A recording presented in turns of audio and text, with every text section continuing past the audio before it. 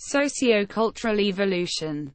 Sociocultural evolutionism. A cultural evolution are theories of cultural and social evolution that describe how cultures and societies change over time, whereas sociocultural development traces processes that tend to increase the complexity of a society or culture.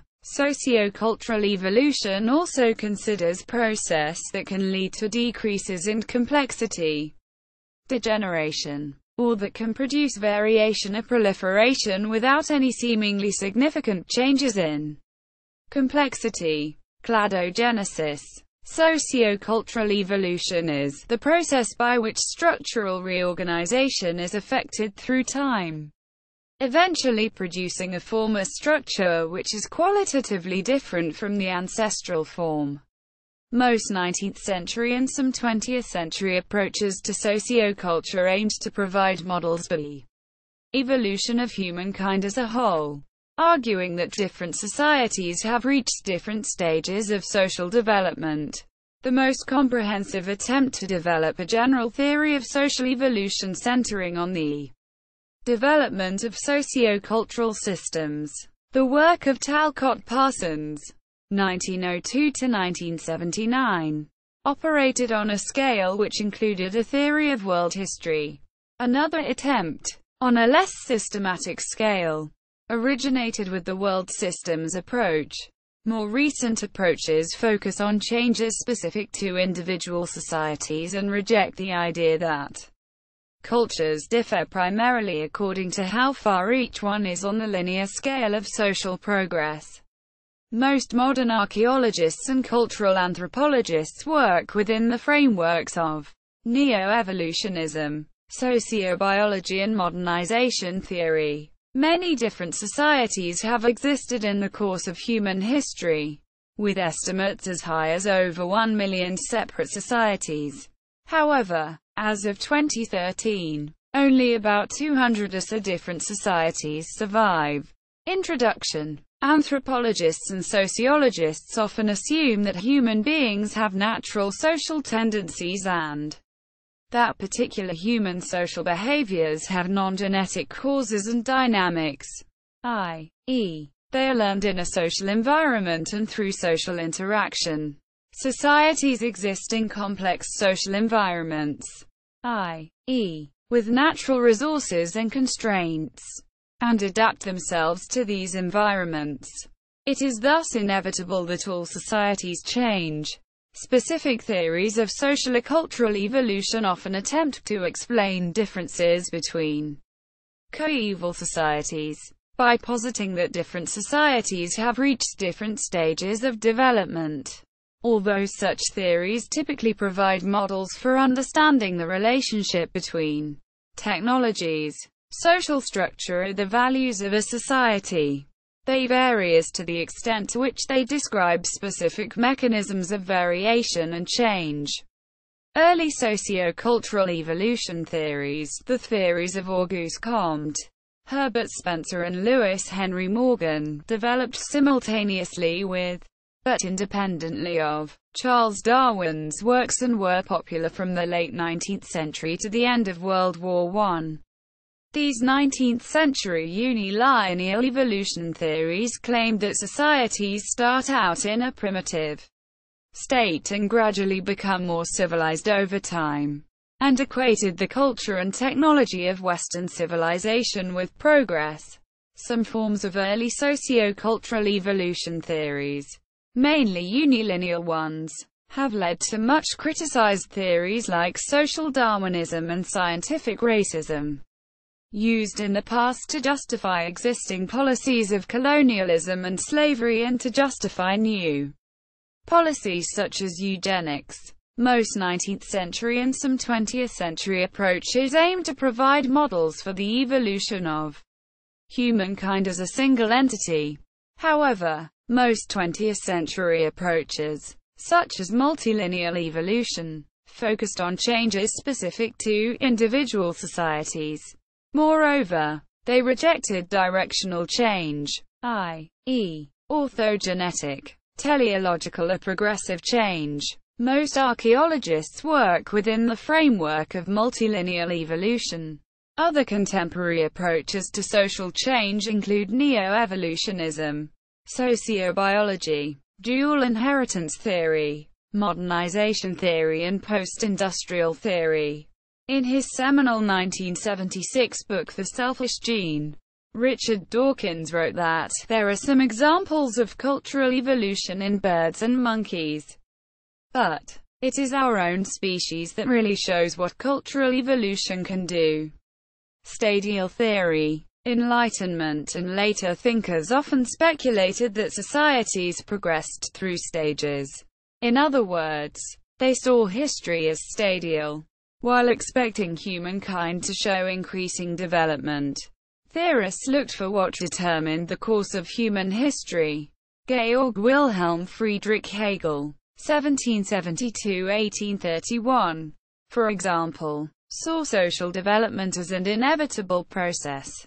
It was assumed that societies start out primitive, perhaps in a state of nature, and could progress towards something resembling industrial Europe, while earlier authors such as Michel de Montaigne, 1533–1592, had discussed how societies changed through time. The Scottish Enlightenment of the 18th century proved key in the development of the idea of sociocultural evolution. In relation to Scotland's union with England in 1707, several Scottish thinkers pondered the relationship between progress and the affluence brought about by increased trade with England. They understood the changes Scotland was undergoing as involving transition from an agricultural to a mercantile society. In Conjectural Histories, authors such as Adam Ferguson, 1723–1816, John Miller, 1735–1801, and Adam Smith, 1723–1790, argued that societies all pass through a series of 4 stages: hunting and gathering, pastoralism and nomadism, agriculture, and finally a stage of commerce. Philosophical concepts of progress, such as that of Hegel, developed as well during this period. In France, authors such as Claude Adrien Helvetius, 1715–1771, and other philosophers were influenced by the Scottish tradition. Later thinkers such as Comte de Saint-Simon, 1762–1825, developed these ideas. Auguste Comte, 1798–1857, in particular presented a coherent view of social progress and a new discipline to study it: sociology. These developments took place in a context of wider processes. The first process was colonialism.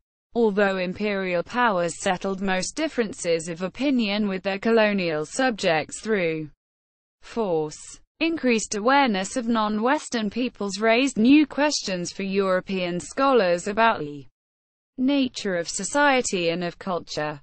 Similarly, effective colonial administration required some degree of understanding of other cultures.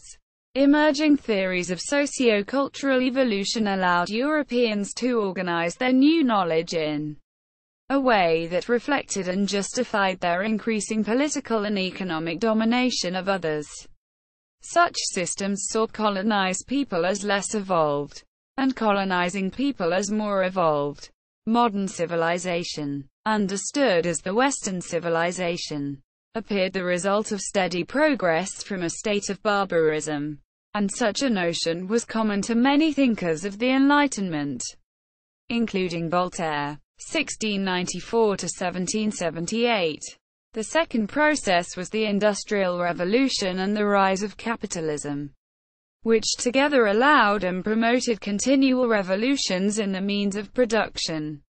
Emerging theories of sociocultural evolution reflected a belief that the changes in Europe brought by the Industrial Revolution and capitalism were improvements.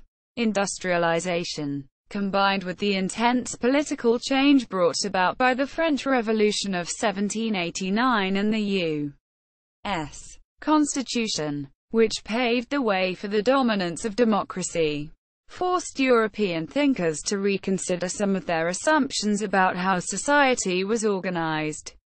Eventually, in the 19th century, three major classical theories of social and historical change emerged: sociocultural evolutionism, the social cycle theory, the Marxist theory of historical materialism.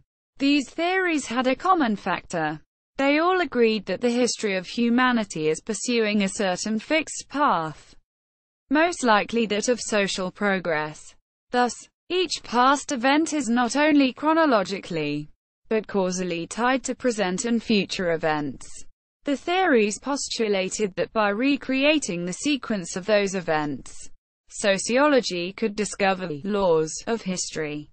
Sociocultural evolutionism and the idea of progress. While sociocultural evolutionists agree that an evolution-like process leads to social progress, classical social evolutionists have developed many different theories, known as theories of unilineal evolution. Sociocultural evolutionism became the prevailing theory of early sociocultural anthropology and social commentary, and is associated with scholars like Auguste Comte, Edward Burnett Hillyer, Lewis Henry Morgan, Benjamin Kidd, L. T. Hobhouse and Herbert Spencer. Sociocultural evolutionism attempted to formalize social thinking along scientific lines, with the added influence from the biological theory of evolution. If organisms could develop over time according to discernible, deterministic laws, then it seemed reasonable that societies could as well. Human society was compared to a biological organism, and social science equivalents of concepts like variation, natural selection, and inheritance were introduced as factors resulting in the progress of societies. The idea of progress led to that of a fixed stages through which human societies progress, usually numbering three: savagery, barbarism, and civilization, but sometimes many more.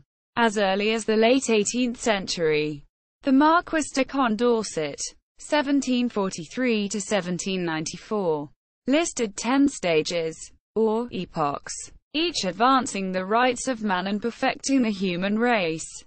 At that time, anthropology was rising as a new scientific discipline, separating from the traditional views of primitive cultures that was usually based on religious views. Classical social evolutionism is most closely associated with the 19th century writings of Auguste Comte and of Herbert Spencer, coiner of the phrase, survival of the fittest. In many ways, Spencer's theory of cosmic evolution has much more in common with the works of Jean-Baptiste Lamarck and Auguste Comte than with contemporary works of Charles Darwin. Spencer also developed and published his theories several years earlier than Darwin in regard to social institutions. However, there is a good case that Spencer's writings might be classified as social evolutionism. Although he wrote that societies over time progressed, and that progress was accomplished through competition, he stressed that the individual rather than the collectivity is the unit of analysis that evolves. That, in other words, evolution takes place through natural selection and that it affects social as well as biological phenomenon. Nonetheless, the publication of Darwin's works proved a boon to the proponents of sociocultural evolution, who saw the ideas of biological evolution as an attractive explanation for many questions about the development of society. Both Spencer and Comte view society as a kind of organism subject to the process of growth, from simplicity to complexity, from chaos to order, from generalization to specialization, from flexibility to organization. They agree that the process of societal growth can be divided into certain stages, have their beginning and eventual end, and that this growth is in fact social progress. Each newer, more evolved society is better Thus progressivism became one of the basic ideas underlying the theory of sociocultural evolutionism. Auguste Comte, known as the father of sociology, formulated the law of three stages. Human development progresses from the theological stage, in which nature was mythically conceived and man sought the explanation of natural phenomena from supernatural beings, through a metaphysical stage in which nature was conceived of as a result of obscure forces and man sought the explanation of natural phenomena from them, until the final positive stage in which all abstract and obscure forces are discarded, and natural phenomena are explained by their constant relationship. This progress is forced through the development of human mind, and through increasing application of thought, reasoning and logic to the understanding of the world. Comte saw the science valuing society as the highest, most developed type of human organization. Herbert Spencer, who argued against government intervention as he believed that society should evolve toward more individual freedom, differentiated between two phases of development as regards society's internal regulation: the military and industrial societies.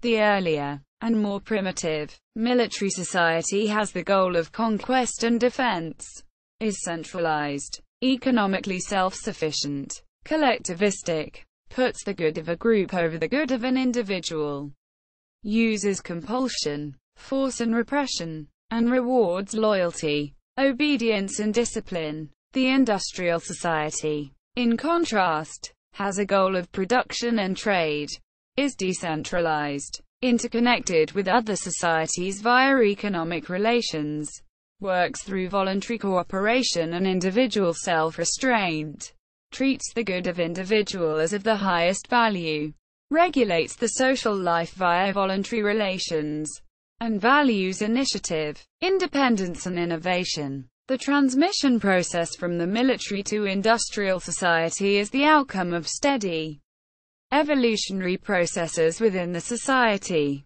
Regardless of how scholars of Spencer interpret his relation to Darwin, Spencer became an incredibly popular figure in the 1870s, particularly in the United States. Authors such as Edward L. Youmans, William Graham Sumner, John Fiske, John W. Burgess, Lester Frank Ward, Lewis H. Morgan, 1818–1881, and other thinkers of the Gilded Age all developed theories of social evolutionism as a result of their exposure to Spencer as well as to Darwin. In his 1877 classic Ancient Societies, Lewis H.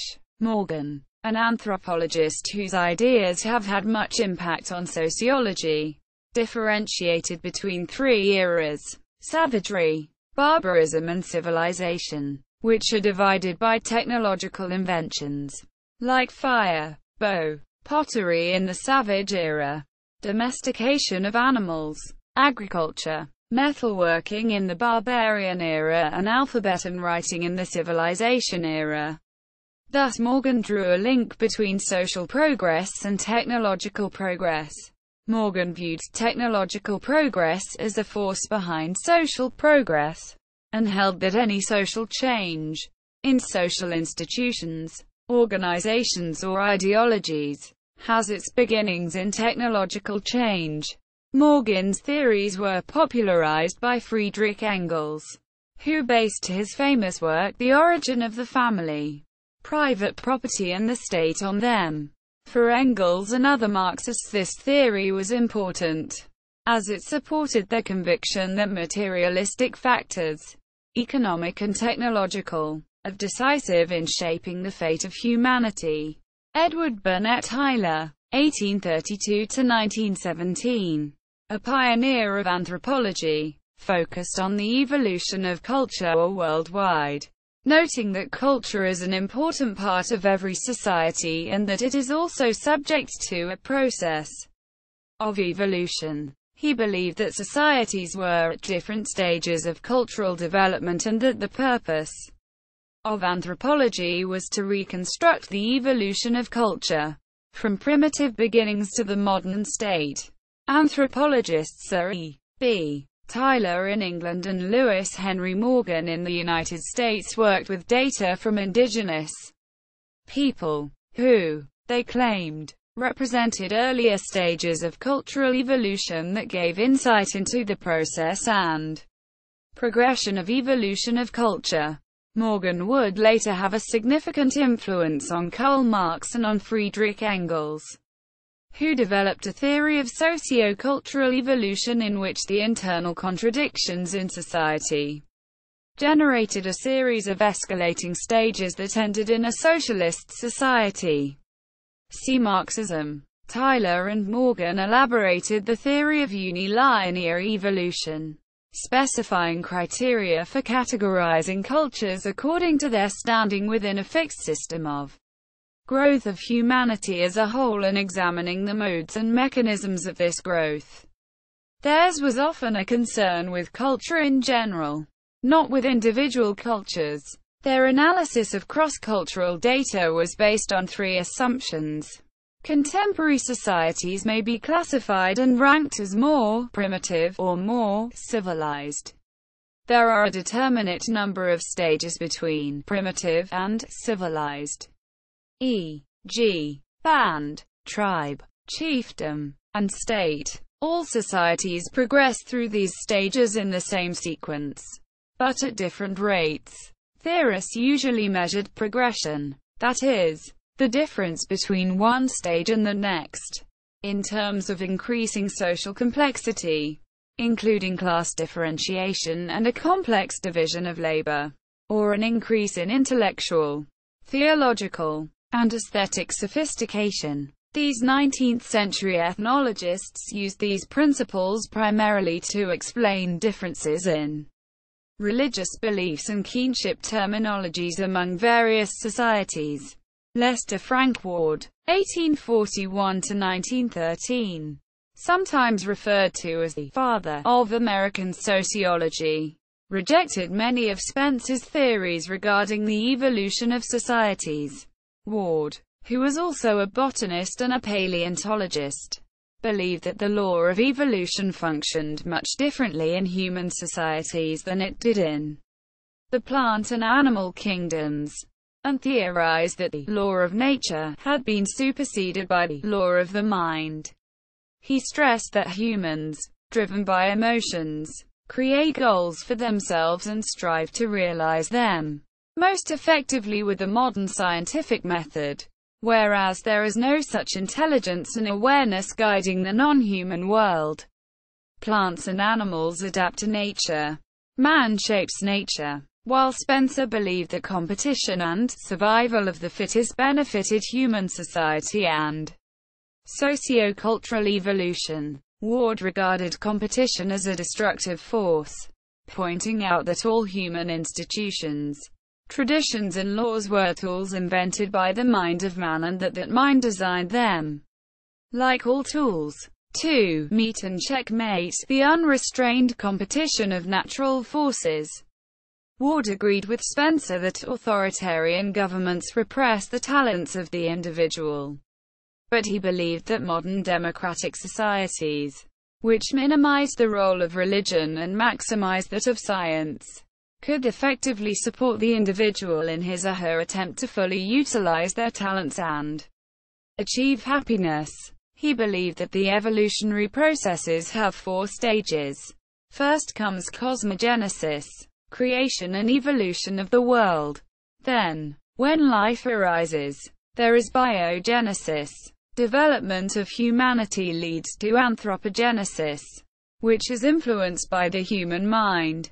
Finally, there arrives sociogenesis, which is the science of shaping the evolutionary process itself to optimize progress, human happiness and individual self-actualization. While Ward regarded modern societies as superior to primitive societies, one need only look to the impact of medical science on health and lifespan. He rejected theories of white supremacy. He supported the out-of-Africa theory of human evolution and believed that all races and social classes were equal in talent. However, Ward did not think that evolutionary progress was inevitable, and he feared the degeneration of societies and cultures, which he saw is very evident in the historical record. Ward also did not favor the radical reshaping of society as proposed by the supporters of the eugenics movement or by the followers of Karl Marx. Like Comte, Ward believed that sociology was the most complex of the sciences and that true sociogenesis was impossible without considerable research and experimentation. Emil Durkheim, another of the fathers of sociology, developed a dichotomal view of social progress.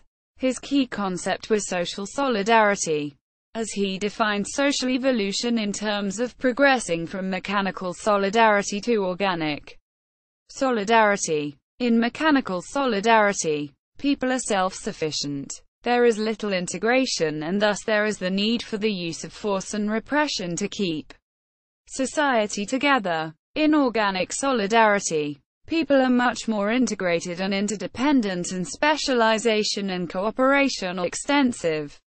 Progress from mechanical to organic solidarity is based firstly on population growth and increasing population density, secondly on increasing morality density, development of more complex social interactions, and thirdly on increasing specialization in the workplace.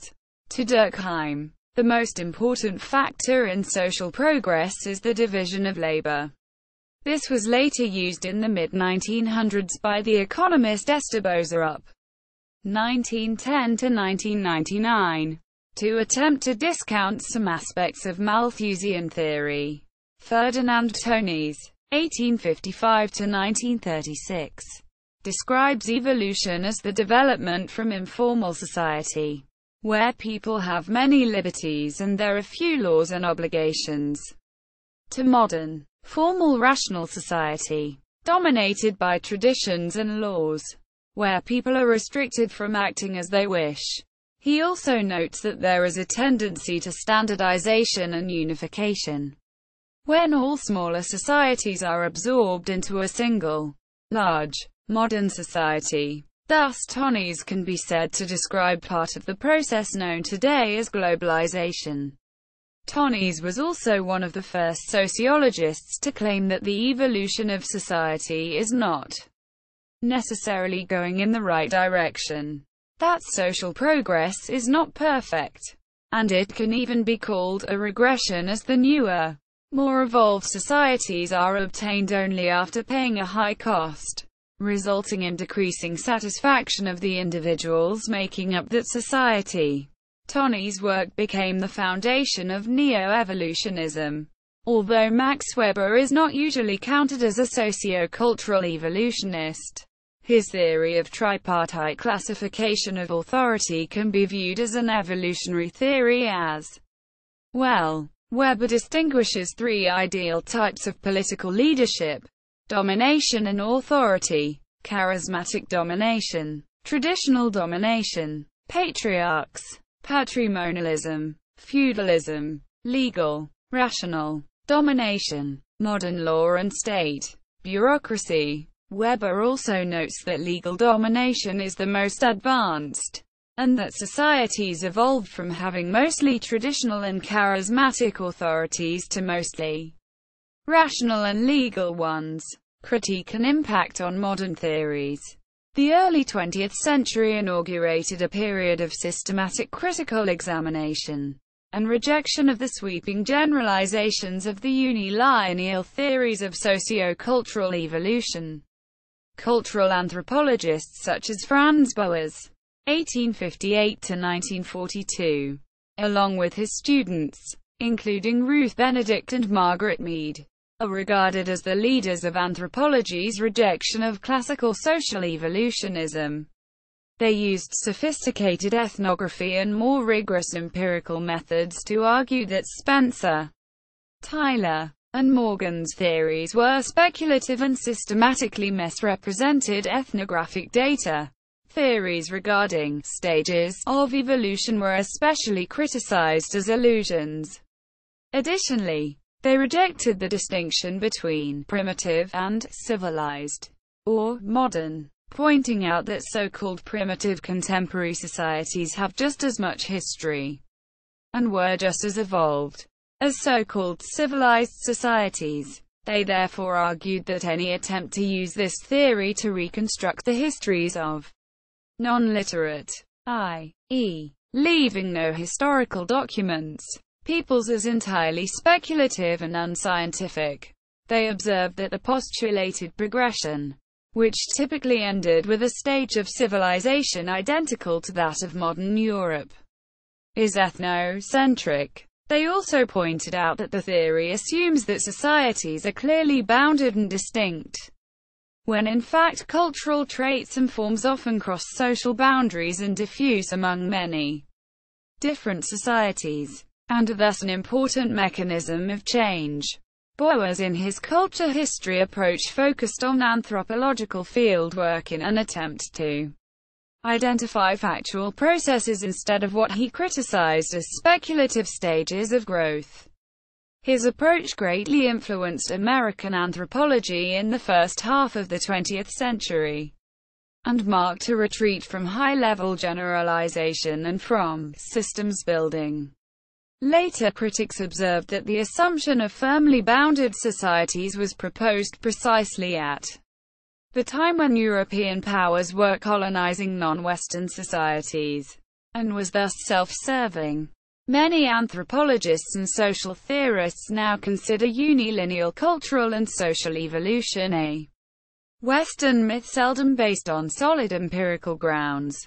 Critical theorists argue that notions of social evolution are simply justifications for power by the elites of society. Finally, the devastating world wars that occurred between 1914 and 1945 crippled Europe's self-confidence.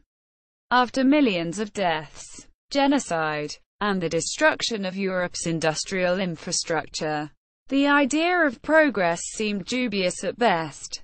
Thus modern sociocultural evolutionism rejects most of classical social evolutionism due to various theoretical problems. The theory was deeply ethnocentric.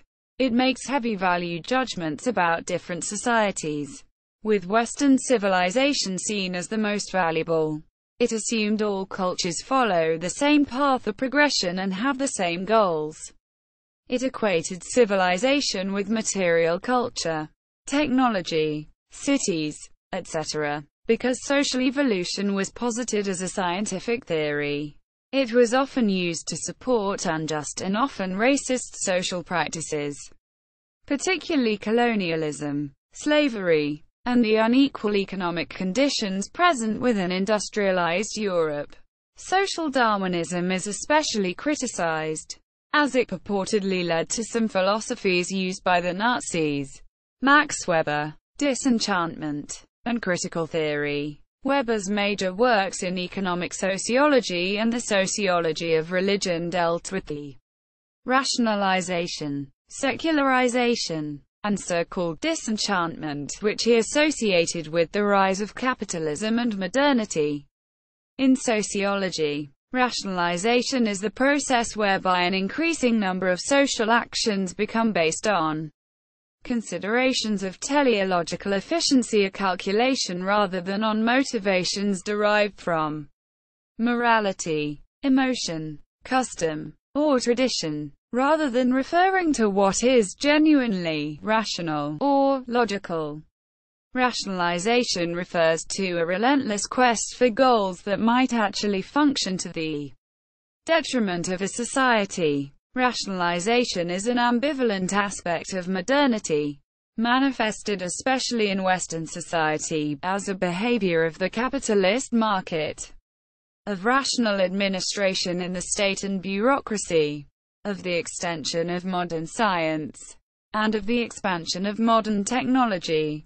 Weber's thought regarding the rationalizing and secularizing tendencies of modern Western society, sometimes described as the Weber thesis, would blend with Marxism to facilitate critical theory, particularly in the work of thinkers such as Jürgen Habermas, born 1929, Critical theorists, as anti-positivists, are critical of the idea of a hierarchy of sciences or societies, particularly with respect to the sociological positivism originally set forth by Comte.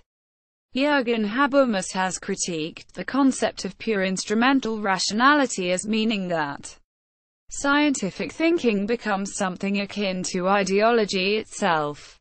For theorists such as Zygmunt Bauman, 1925–2017, rationalization as a manifestation of modernity may be most closely and regrettably associated with the events of the Holocaust. Modern theories. When the critique of classical social evolutionism became widely accepted, modern anthropological and sociological approaches changed respectively. Modern theories are careful to avoid unsourced, ethnocentric speculation, comparisons, or value judgments, more or less regarding individual societies as existing within their own historical contexts. These conditions provided the context for new theories such as cultural relativism and multilineal evolution. In the 1920s and 1930s, Gordon Childe revolutionized the study of cultural evolutionism. He conducted a comprehensive prehistory account that provided scholars with evidence for African and Asian cultural transmission into Europe. He combated scientific racism by finding the tools and artifacts of the indigenous people from Africa and Asia and showed how they influenced the technology of European culture. Evidence from his excavations countered the idea of Aryan supremacy and superiority. Childe explained cultural evolution by his theory of divergence with modifications of convergence. He postulated that different cultures form separate methods that meet different needs. But when two cultures were in contact, they developed similar adaptations, solving similar problems. Rejecting Spencer's theory of parallel cultural evolution, Childe found that interactions between cultures contributed to the convergence of similar aspects, most often attributed to one culture. Childe placed emphasis on human culture as a social construct rather than products of environmental or technological contexts. Childe coined the terms Neolithic Revolution and Urban Revolution, which are still used today in the branch of prehistoric anthropology. In 1941, anthropologist Robert Redfield wrote about a shift from folk society to urban society. By the 1940s, cultural anthropologists such as Leslie White and Julian Stewart sought to revive an evolutionary model on a more scientific basis, and succeeded in establishing an approach known as neo-evolutionism. White rejected the opposition between primitive and modern societies but did argue that societies could be distinguished based on the amount of energy they harnessed, and that increased energy allowed for greater social differentiation. White's law. Stewart, on the other hand, rejected the 19th-century notion of progress, and instead called attention to the Darwinian notion of adaptation, arguing that all societies had to adapt to their environment in some way. The anthropologists Marshall Salins and Elman Service prepared an edited volume, Evolution and Culture, in which they attempted to synthesize White's and Stewart's approaches. Other anthropologists, building on or responding to work by White and Stewart, developed theories of cultural ecology and ecological anthropology. The most prominent examples are Peter Vader and Roy Rappaport. By the late 1950s, students of Stewart such as Eric Wolf and Sidney Mintz turned away from cultural ecology to Marxism, world systems theory, dependency theory and Marvin Harris's cultural materialism. Today most anthropologists reject 19th-century notions of progress and the three assumptions of unilineal evolution. Following Stewart, they take seriously the relationship between a culture and its environment to explain different aspects of a culture. But most modern cultural anthropologists have adopted a general systems approach, examining cultures as emergent systems and arguing that one must consider the whole social environment, which includes political and economic relations among cultures.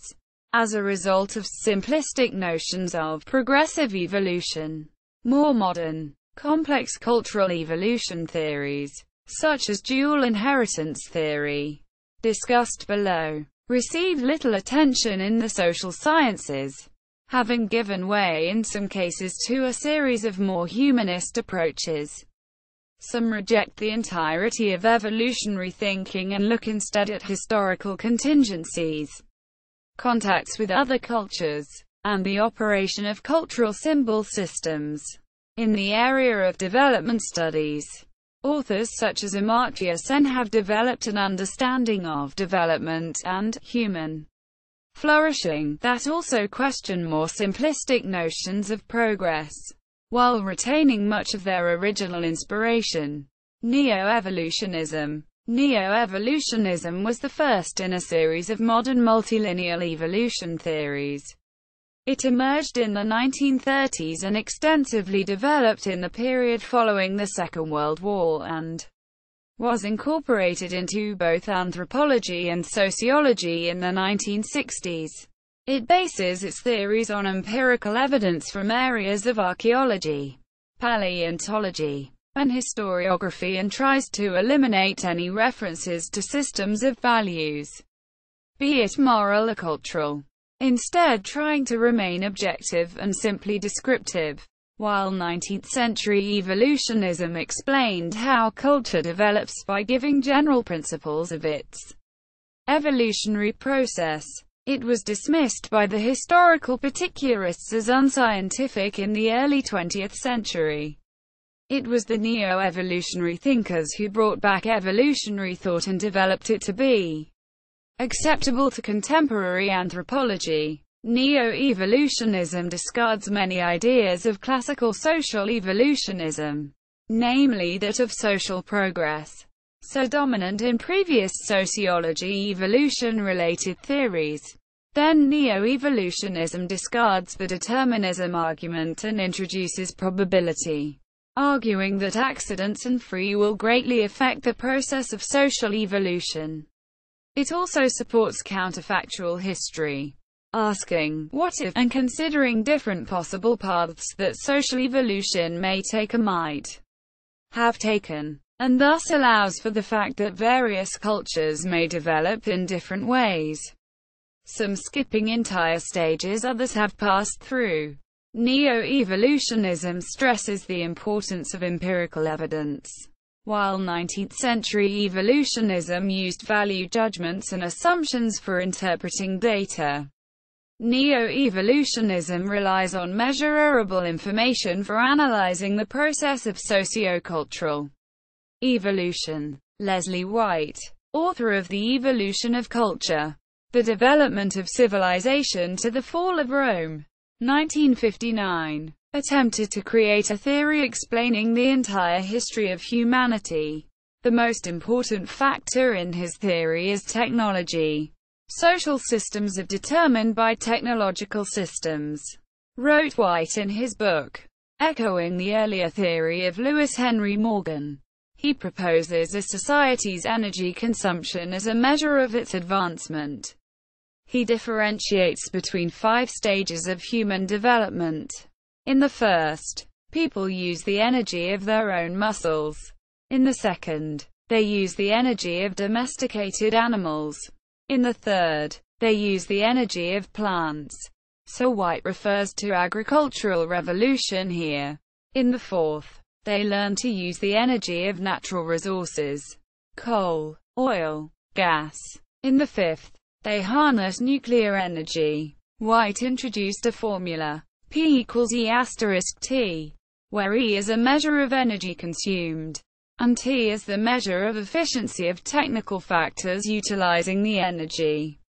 This theory is similar to Russian astronomer Nikolai Kardashev's later theory of the Kardashev scale. Julian Stewart, author of Theory of Culture Change, The Methodology of Multilinear Evolution.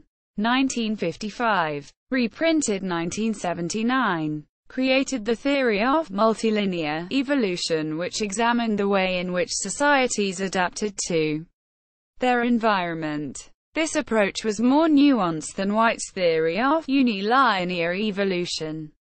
Stewart rejected the 19th-century notion of progress, and instead called attention to the Darwinian notion of adaptation, arguing that all societies had to adapt to their environment in some way. He argued that different adaptations could be studied through the examination of the specific resources a society exploited, the technology the society relied on to exploit these resources, and the organization of human labor. He further argued that different environments and technologies would require different kinds of adaptations, and that as the resource base of technology changed, so too would a culture. In other words, cultures do not change according to some inner logic, but rather in terms of a changing relationship with a changing environment. Cultures therefore would not pass through the same stages in the same order as they changed. Rather, they would change in varying ways and directions. He called his theory multilinear evolution. He questioned the possibility of creating a social theory encompassing the entire evolution of humanity. However, he argued that anthropologists are not limited to describing specific existing cultures. He believed that it is possible to create theories analyzing typical common culture, representative of specific eras or regions, as the decisive factors determining the development of given culture. He pointed to technology and economics, but noted that there are secondary factors, like political system, ideologies and religion. All those factors push the evolution of a given society in several directions at the same time. Hence the application of the term multilinear to his theory of evolution. Marshall Sahlins, co-editor with Ellman Service of Evolution and Culture, 1960, divided the evolution of societies into general and specific. General evolution is the tendency of cultural and social systems to increasing complexity, organization and adaptiveness to environment. However, as the various cultures are not isolated, there is interaction and a diffusion of their qualities. Like technological inventions, this leads cultures to develop in different ways. Specific evolution, as various elements are introduced to them in different combinations and at different stages of evolution. In his Power and Prestige, 1966, and Human Societies, An Introduction to Macrosociology, 1974, Gerhard Lenski expands on the works of Leslie White and Lewis Henry Morgan, developing the ecological evolutionary theory. He views technological progress as the most basic factor in the evolution of societies and cultures. Unlike White, who defined technology as the ability to create and utilize energy, Lenski focuses on information, its amount in users. The more information and knowledge, especially allowing the shaping of natural environment, a given society has, the more advanced it is. He distinguishes 4 stages of human development, based on advances in the history of communication. In the first stage, information is passed by genes. In the second, when humans gain sentience, they can learn and pass information through by experience. In the third, humans start using signs and develop logic. In the fourth, they can create symbols and develop language and writing. Advancements in the technology of communication translate into advancements in the economic system and political system, distribution of goods, social inequality and other spheres of social life. He also differentiates societies based on their level of technology, communication and economy. 1. Hunters and gatherers. 2. Agricultural. 3. Industrial. And 4. Special. like fishing societies. Talcott Parsons, author of Societies, Evolutionary and Comparative Perspectives, 1966, and The System of Modern Societies, 1971, divided evolution into 4 sub-processes. 1. Division, which creates functional subsystems from the main system. 2. Adaptation, where those systems evolve into more efficient versions. 3. Inclusion of elements previously excluded from the given systems. And 4. Generalization of values, increasing the legitimization of the ever more complex system. He shows those processes on 4 stages of evolution.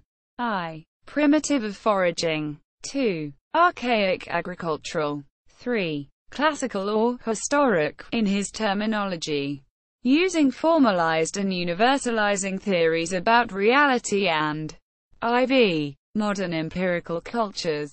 However, these divisions in Parsons' theory are the more formal ways in which the evolutionary process is conceptualized, and should not be mistaken for Parsons' actual theory. Parsons develops a theory where he tries to reveal the complexity of the processes which take form between 2 points of necessity. The first being the cultural necessity, which is given through the values system of each evolving community. The other is the environmental necessities, which most directly is reflected in the material realities of the basic production system and in the relative capacity of each industrial economical level at each window of time.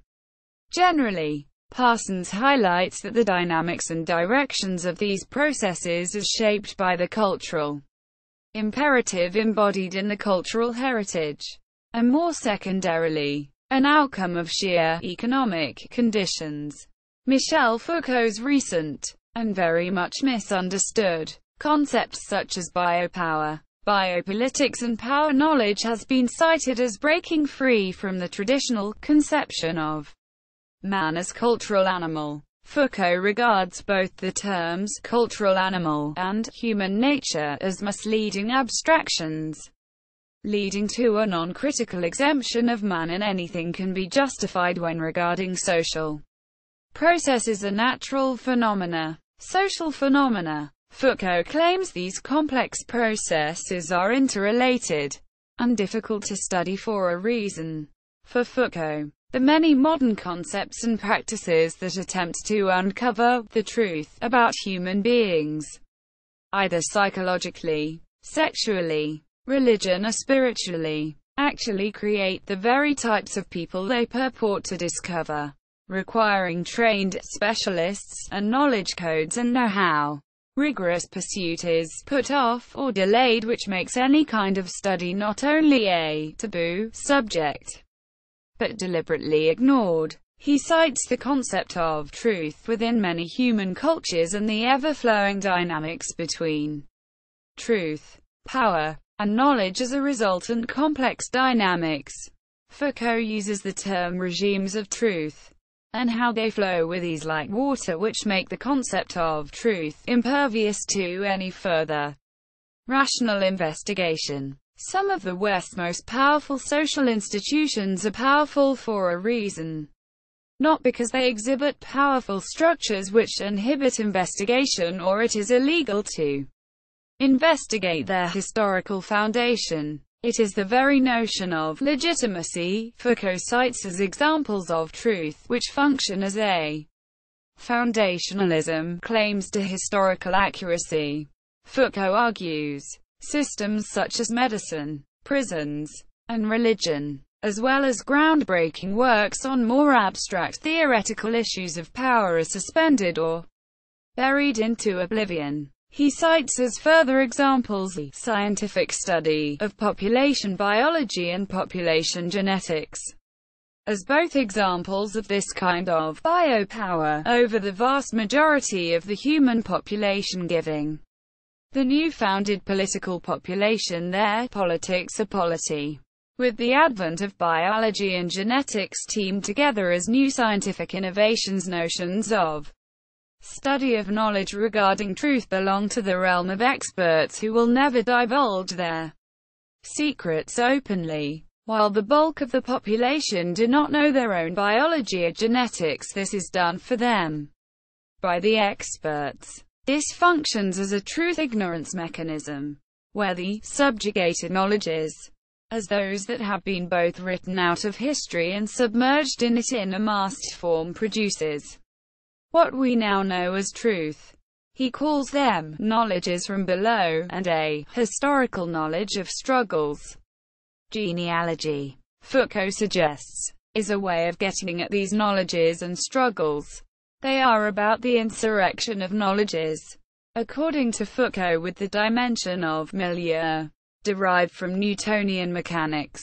Foucault uses the term borrowed from Jakob von Wechsler-Umwelt, meaning environment within technology, production, cartography, the production of nation-states and government, making the efficiency of the body, politic, law, heredity and consanguine not only sound genuine and beyond historical origin and foundation, it can be turned into exact truth, where the individual and the societal body are not only subjugated and nullified but dependent upon it.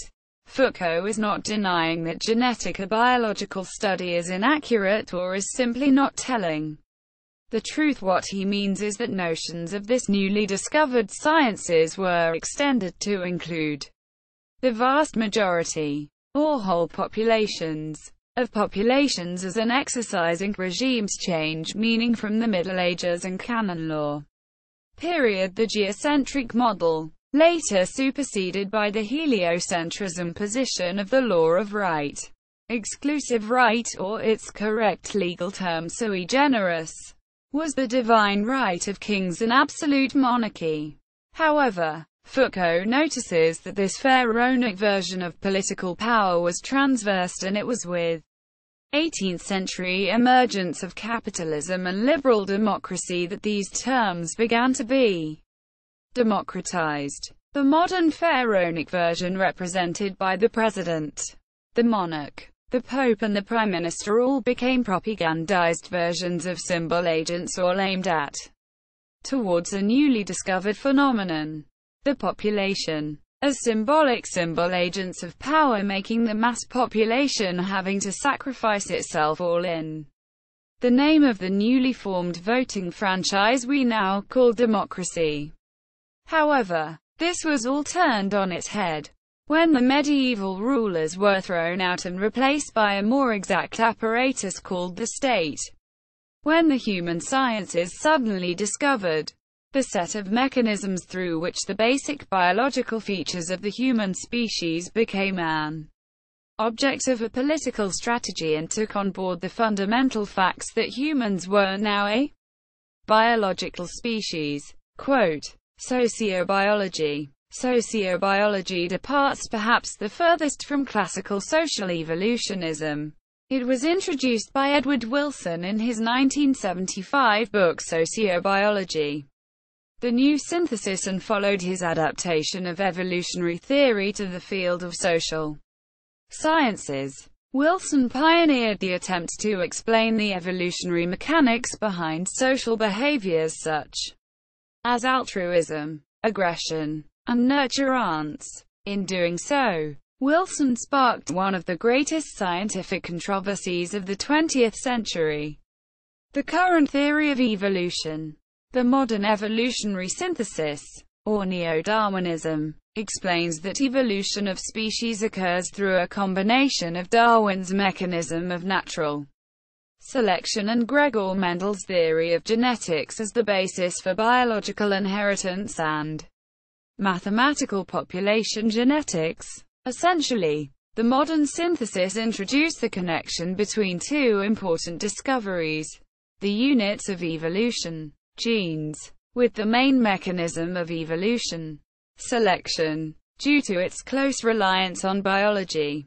Sociobiology is often considered a branch of the biology, although it uses techniques from a plethora of sciences, including ethology, evolution, zoology, archaeology, population genetics, and many others. Within the study of human societies, sociobiology is closely related to the fields of human behavioral ecology and evolutionary psychology. Sociobiology has remained highly controversial as it contends genes explain specific human behaviors. Although sociobiologists describe this role as a very complex and often unpredictable interaction between nature and nurture, the most notable critics of the view that genes play a direct role in human behavior have been biologists Richard Lewontin and Stephen Jay Gould. Since the rise of evolutionary psychology, another school of thought, dual inheritance theory, has emerged in the past 25 years that applies the mathematical standards of population genetics to modeling the adaptive and selective principles of culture. This school of thought was pioneered by Robert Boyd at UCLA and Peter Richardson at UC Davis and expanded by William Wimsatt, among others. Boyd and Richardson's book, Culture and the Evolutionary Process, 1985, was a highly mathematical description of cultural change, later published in a more accessible form in Not by Genes Alone, 2004. In Boyd and Richardson's view, cultural evolution, operating on socially learned information, exists on a separate but co-evolutionary track from genetic evolution. And while the two are related, cultural evolution is more dynamic, rapid, and influential on human society than genetic evolution. Dual inheritance theory has the benefit of providing unifying territory for a nature and nurture paradigm and accounts for more accurate phenomenon in evolutionary theory applied to culture, such as randomness effects, drift, concentration dependency, fidelity of evolving information systems, and lateral transmission through communication. Theory of modernization. Theories of modernization have been developed and popularized in 1950s and 1960s and are closely related to the dependency theory and development theory. They combine the previous theories of sociocultural evolution with practical experiences and empirical research, especially those from the era of decolonization. The theory states that Western countries are the most developed, and the rest of the world, mostly former colonies, is in the earlier stages of development, and will eventually reach the same level as the Western world. Development stages go from the traditional societies to developed ones. Third world countries have fallen behind with their social progress and need to be directed on their way to becoming more advanced. Developing from classical social evolutionism theories, the theory of modernization stresses the modernization factor. Many societies are simply trying, or need, to emulate the most successful societies and cultures. It also states that it is possible to do so, thus supporting the concepts of social engineering, and that the developed countries can and should help those less developed, directly or indirectly. Among the scientists who contributed much to this theory are Walt Rostow. Hugh in his The Stages of Economic Growth, a Non-Communist Manifesto, 1960, concentrates on the economic system side of the modernization, trying to show factors needed for a country to reach the path to modernization in his Rostovian takeoff model. David Apter concentrated on the political system and history of democracy, researching the connection between democracy, good governance and efficiency in modernization.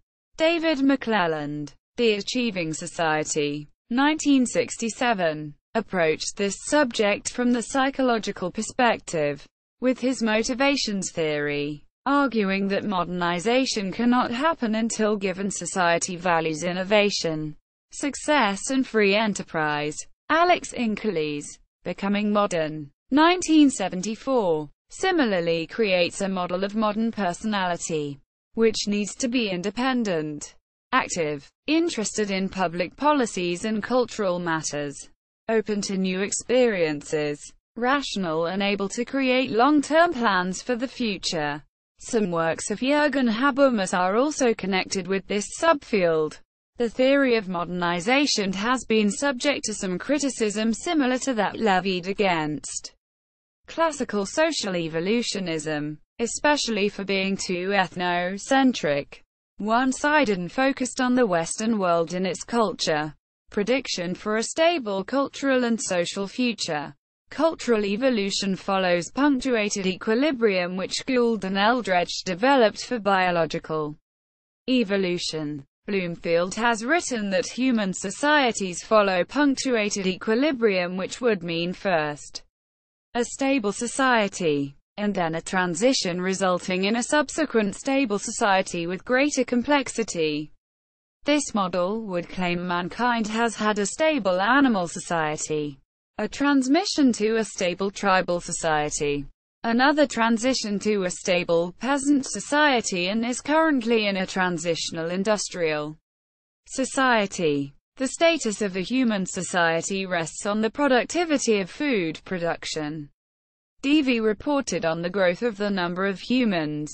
Devey also reported on the productivity of food production, noting that productivity changes very little for stable societies, but increases during transitions, when productivity and especially food productivity can no longer be increased. Bloomfield has proposed that man will have achieved a stable automated society. Space is also assumed to allow for the continued growth of the human population, as well as providing a solution to the current pollution problem by providing limitless energy from solar satellite power stations. Max Ostrovsky predicts that the world order in the future will follow punctuated equilibrium. The present stable global hegemony will be followed by transition to a stable global empire, which in its turn will be followed by transition to an integrated world state whose former ruling core and ruled periphery merged.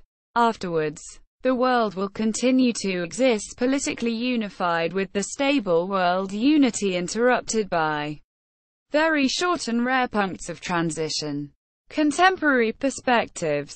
Political perspectives. The Cold War period was marked by rivalry between two superpowers, both of which considered themselves to be the most highly evolved cultures on the planet. The USSR painted itself as a socialist society which emerged from class struggle, destined to reach the state of communism, while sociologists in the United States, such as Talcott Parsons, argued that the freedom and prosperity of the United States were a proof of a higher level of sociocultural evolution of its culture and society. At the same time, decolonization created newly independent countries who sought to become more developed, a model of progress and industrialization which was itself a form of sociocultural evolution. There is, however, a tradition in European social theory from Rousseau to Max Weber arguing that this progression coincides with a loss of human freedom and dignity.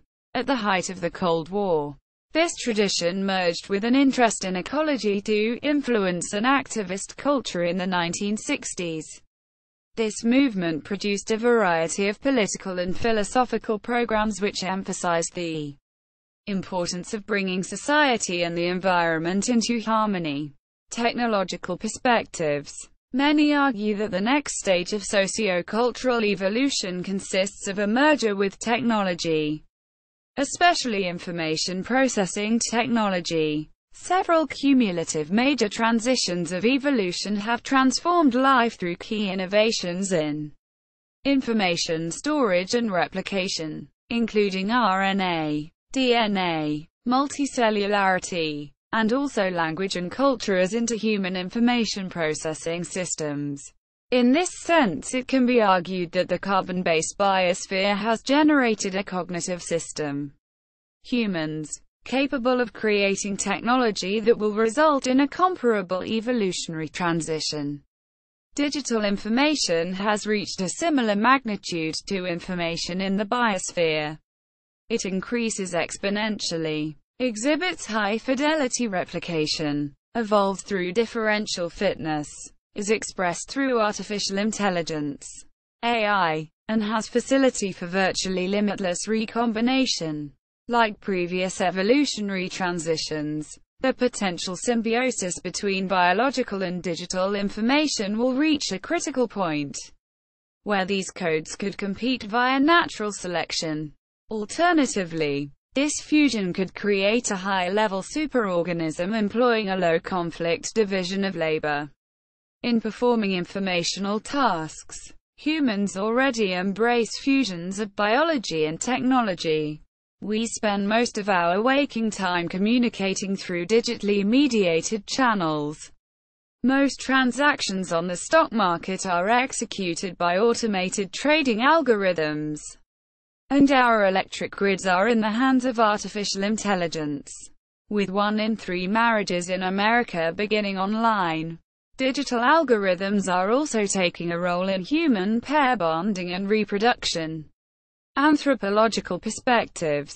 Current political theories of the new tribalists consciously mimic ecology and the life ways of indigenous peoples, augmenting them with modern sciences. Eco-regional democracy attempts to confine the shifting groups, or tribes, within more or less clear boundaries that a society inherits from the surrounding ecology to the borders of a naturally occurring ecoregion.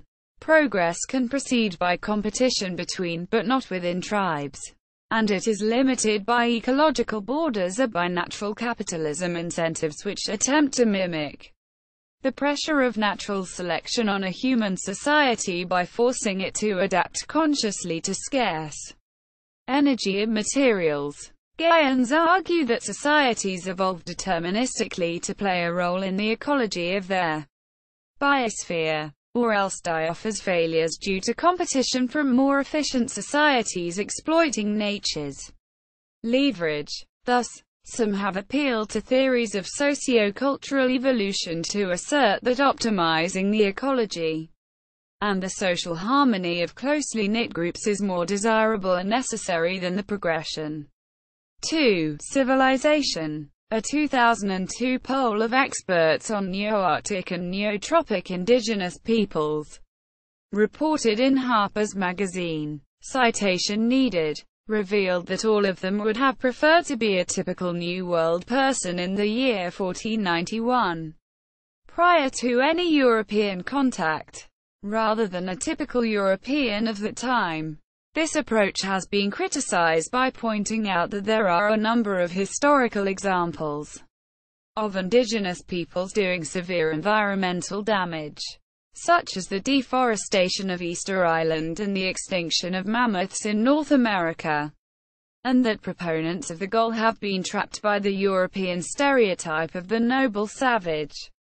See also notes and references. Bibliography. Readings from an evolutionary anthropological perspective. Sociocultural evolution on Principia Cybernetica Web. Classical sociological theory. Compton Spencer. Secular cycles and millennial trends.